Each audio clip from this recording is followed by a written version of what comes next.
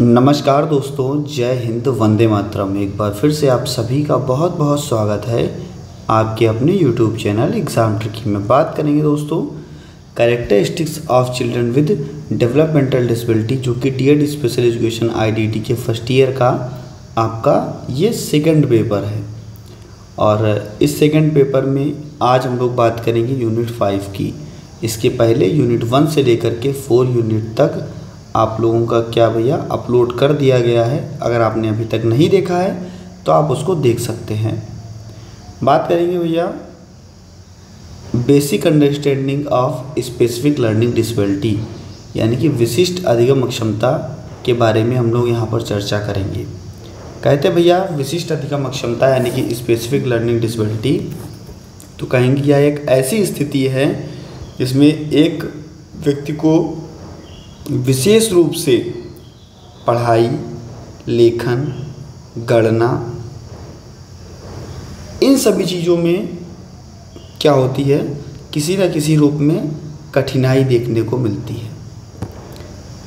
जो ये आपका SLD होता है, स्पेसिफिक लर्निंग डिसेबिलिटी होता है, हम ऐसे भी कह सकते हैं कि जहाँ पर आपको डिसलेक्सिया, डिस्ग्राफिया, डिस्कैल्कुलिया, ये सारी चीज़ें आपको देखने को मिलती हैं। तो कहेंगे कि भाई आपका अधिगम और अक्षमता यानी कि लर्निंग और डिसेबिलिटी दो शब्द से मिलकर के आपका ये बना है अधिगम अक्षमता।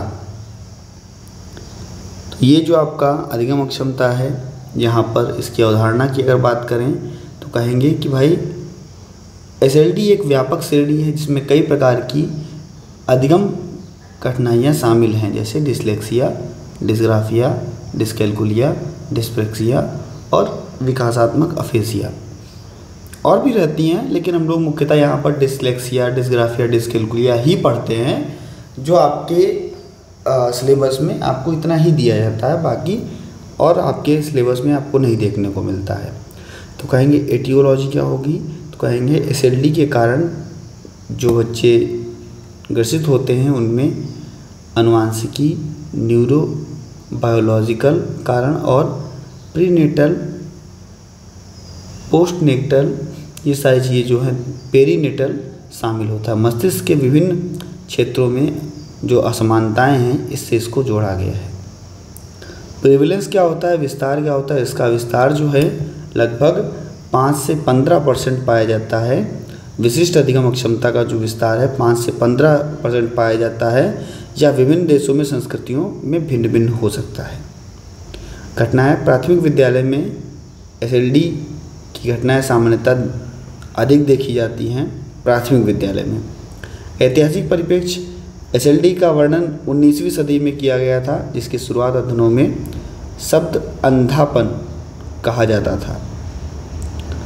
धीरे धीरे इसे विस्तृत किया गया और कई प्रकार जो थे वो अधिगम अक्षमताएँ बनाई गई या मानी गई।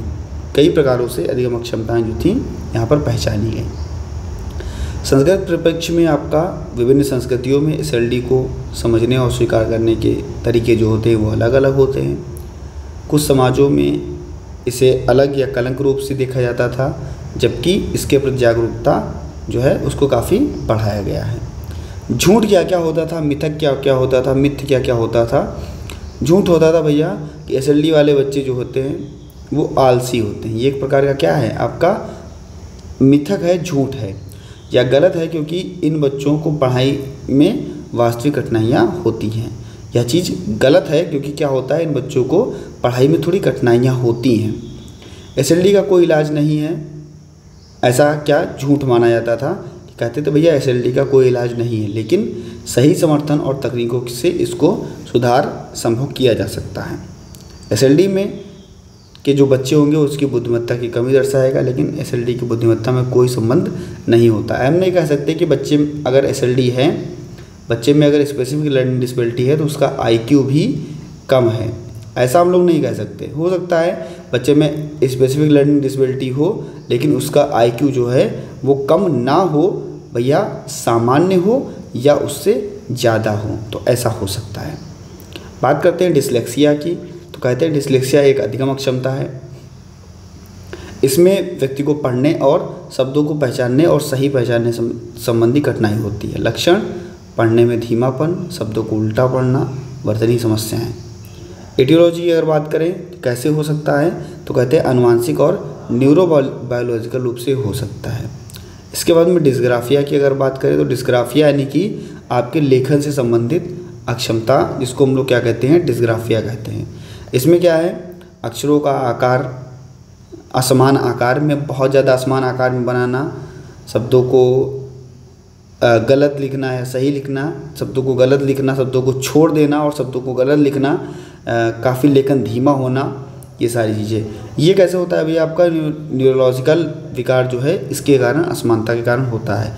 डिस्कैलकुलिया की बात करते हैं तो कैलकुलेशन या एक अधिगम क्षमता, इसमें गणितीय संक्रियाओं को समझने और करने में कठिनाई होती है। गणितीय संक्रियाओं को समझने और करने में कठिनाई यानी कि बच्चों को संख्याओं को समझने में कठिनाई, गणित संक्रियाओं को समझने में और समय और पैटर्न को समझने में कठिनाई। ये आपका आनुवांशिक और मस्तिष्क के विभिन्न हिस्सों के कार्यक्षमता के कारण हो सकता है। बात करते हैं डिस्पेक्सिया की, तो यह कहेंगे डिस्पेक्सिया एक न्यूरोलॉजिकल विकार है। इसमें व्यक्ति की मोटर कौशल जो है उसमें कठिनाइयाँ होती हैं, व्यक्ति समन्वय नहीं कर पाता, व्यक्ति कह सकते हैं कि सूक्ष्म कामों कौशल है उसमें कठिनाई देखने को मिलेगी और संतुलन में समस्या देखने को मिलेगी। इसके बाद में एटियोलॉजी क्या होती है, मस्तिष्क के विकास में असमानता देखने को मिलती है। विकासात्मक अफेसिया, इसमें क्या होता है, विकासात्मक अफेसिया एक भाषा विकार है। इसमें व्यक्ति को भाषा समझने या उपयोग करने में कठिनाई होती है। शब्दों को सही ढंग से समझने में कठिनाई और वाक्यों को सही ढंग से निर्माण करने की समस्या, सुनने और बोलने की समस्या आपकी यहाँ पर विकासात्मक अफेसिया में देखने को मिलती है। तो ये सारी चीज़ें जो हैं विशिष्ट अधिगम क्षमता को समुचित मूल्यांकन और सही उपाय बेहद महत्वपूर्ण है। शिक्षक और अभिभावक और समाज के प्रति संवेदनशीलता जो है इसको जागरूक बनाती है। बच्चे प्रभावी ढंग से इसका मार्गदर्शन और समर्थन किया जा सकता है। इसके बाद में हम बात कर लेते हैं 5.2 की, और जितने भी हमारे भाई बहन यहाँ पर जुड़े हुए हैं सभी मित्रों तक वीडियो को शेयर कर दीजिएगा। और अगर आप चैनल पर पहली बार वीडियो देख रहे हैं, चैनल को सब्सक्राइब करने के बाद में बेल आइकन में ऑल का ऑप्शन प्रेस कर लीजिएगा।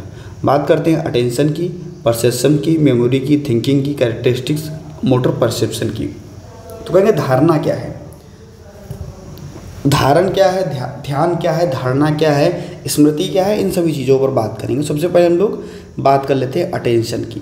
तो कहेंगे ध्यान वह मानसिक क्रिया है जिसके माध्यम से हम विशेष जानकारी पर फोकस कर पाते हैं, यह जानकारी को नज़रअंदाज करते हैं। कहेंगे भैया ध्यान की सीमा कहाँ तक होगी, एक समय में हम सीमित मात्रा में जानकारी पर ही ध्यान केंद्रित कर सकते हैं। चयनात्मकता क्या होगी, हम कहेंगे कि महत्वपूर्ण जानकारी का चयन करेंगे और अप्रासंगिकता जानकारी को छोड़ देंगे। यानी कि हम लोग जो जानकारी लेंगे महत्वपूर्ण जानकारी को रखेंगे और जो हमारे लिए जानकारी सही नहीं होगी उसको हम छोड़ देंगे।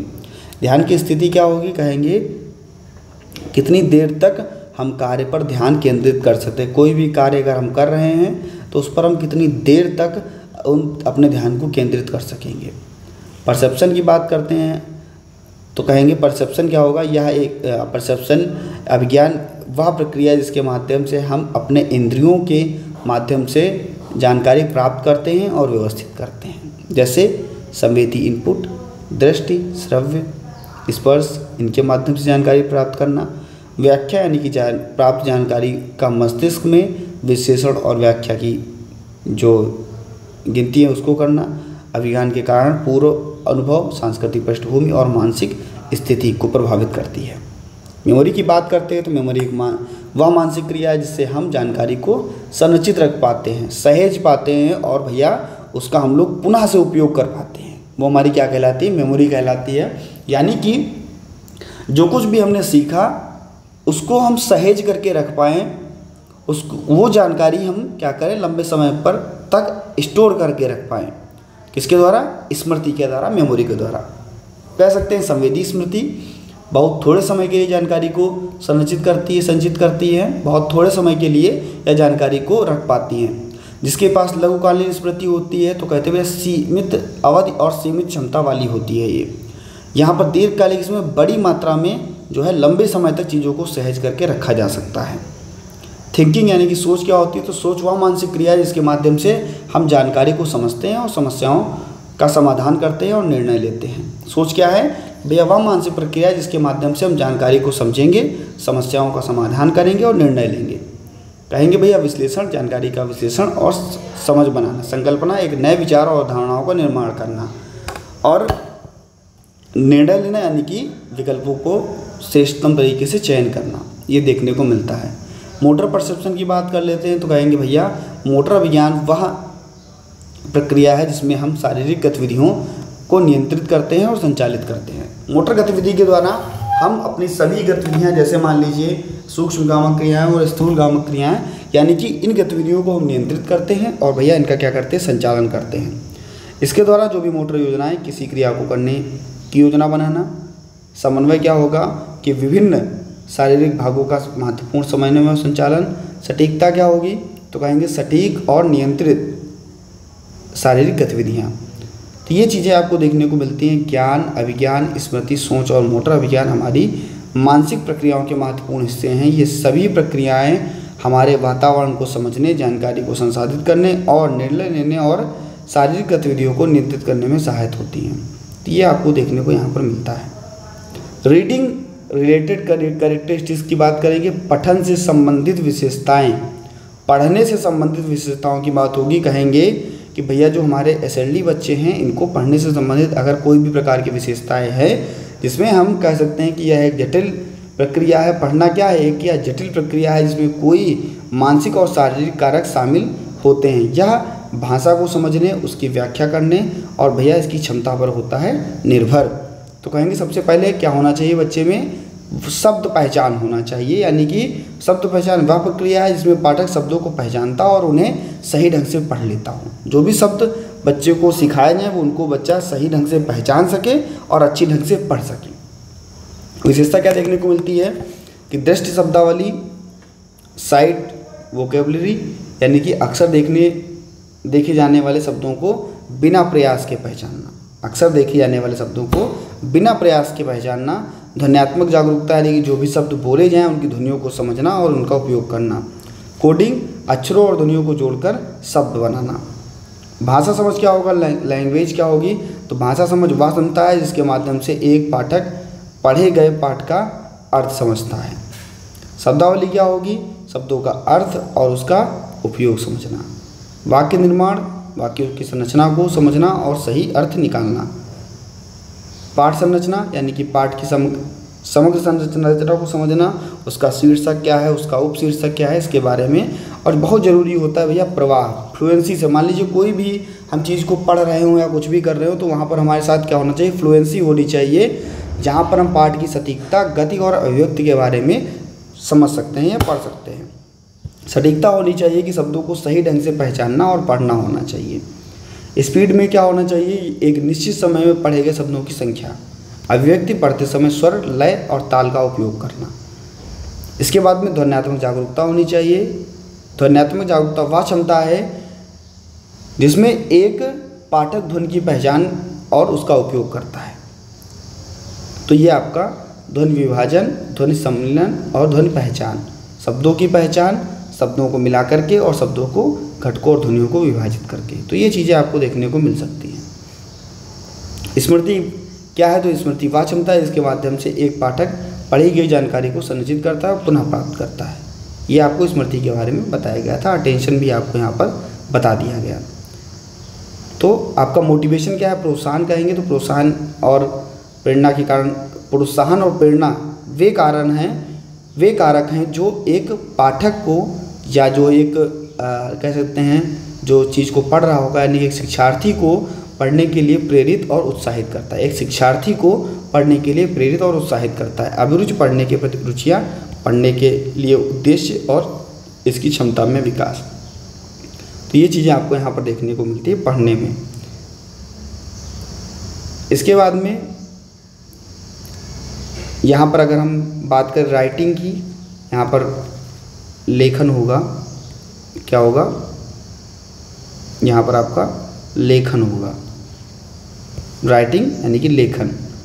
तो लेखन की अगर हम लोग बात कर लेते हैं तो यहाँ पर हम जब भी लेखन की बात करते हैं, भाई लेखन कैसे कराया जाएगा, लेखन से संबंधित विशेषताएं क्या होंगी, तो हम लोग कहेंगे भाई अगर हमें बच्चे को लिखना सिखाना है तो सबसे ज़रूरी क्या होता है, सबसे ज़रूरी होता है कि हम बच्चे को क्या करें,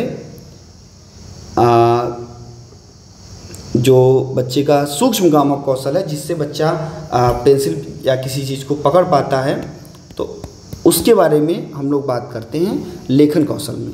तो कहेंगे बच्चे को हमें कुछ भी सिखाना है लिखने के लिए, तो भाई लिखने के लिए मान लीजिए अगर बच्चा ऐसा है जिसमें SLD है, तो लेखन अक्षमता आपकी क्या देखने को मिलेगी, तो आप कहोगे सर डिसलेक्सिया देखने को मिलेगी। डिसलेक्सिया कहेंगे भैया जहाँ पर बच्चा लिखने में जो है शब्द को लिखने में उसको क्या होगी, कठिनाई होगी, उसकी जो अक्षर होंगे उसको समायोजित करने में उसको क्या होगी, कठिनाई होगी। तो उसमें हम क्या करते हैं, लैंग्वेज आर्ट का उपयोग करते हैं, जहाँ पर जो बच्चा सीख रहा होता है उसमें भाषा कला जो विषय है वो देखने को मिलता है, जहाँ पर बच्चे को वर्तनी बोलना, उसकी भाषा की समझ बनाना और लिखित रूप से उसको संबंधित करना, इसके लिए जो भी ध्वन्यात्मक नियम है उसको लागू करना, सही ढंग से वर्तनी को मूल्यांकन और कठिनाइयों को बेहतर बनाना, बोली जाने वाली भाषा, मौखिक भाषा और जो भी सामाजिक संबंध हैं इसको क्या करना, प्रभावित करना। रणनीतियों के अंतर्गत क्या होगा, इसको ना भैया पढ़िएगा। रणनीतियों के अंतर्गत क्या होगा, लिखने की रणनीतियों के अंतर्गत तो हम कहेंगे लेखन की रणनीतियों में कहेंगे कि भाई जितना भी संभव हो सके बच्चे की हम क्या करेंगे, बच्चे के हम लोग क्या करेंगे, हस्तलेखन पर ज़्यादा जोर देंगे।